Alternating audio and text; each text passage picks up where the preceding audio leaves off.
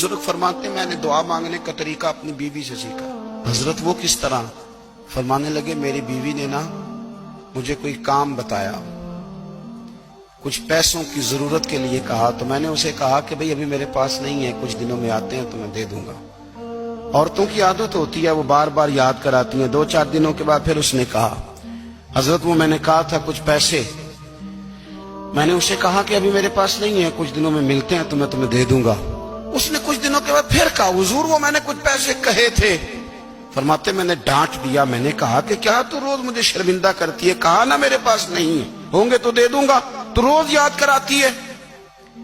फरमाते उसने पहले तो मेरी डांट को सहा, फिर मेरे सख्त जुमलों ने उसकी आंखों में आंसू पैदा कर दिए, फिर उसने अपने आंचल में अपने उस दुख को समेटा और फिर उसने एक जुमला कहा तो मैं रो पड़ा और मुझे अपने रब से मांगने का तरीका आ गया।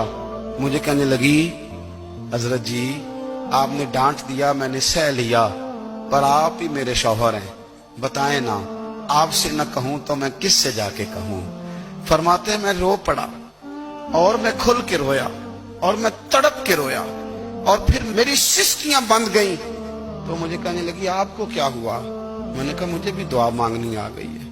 जब मैं उसे कहूंगा ना अल्लाह तू ही मेरा रब है, मैं तुझसे न कहूं तो मैं किससे जाके कहूं, मैं क्यों किसी बंदे से सवाल करूं, मैं क्यों किसी दुनियादार से कहूं, मैं तेरे बंदों का नेक बंदों का वसीला लेके तेरे महबूब की गुलामी लेके तेरी बारगाह में आया, तुझसे ना मांगूं तो किससे मांगूं। समझ आ गई है, जब मैं इस रंग में मांगूंगा तो तेरा रब मेरे ऊपर बड़ा ही फजल फरमाएगा।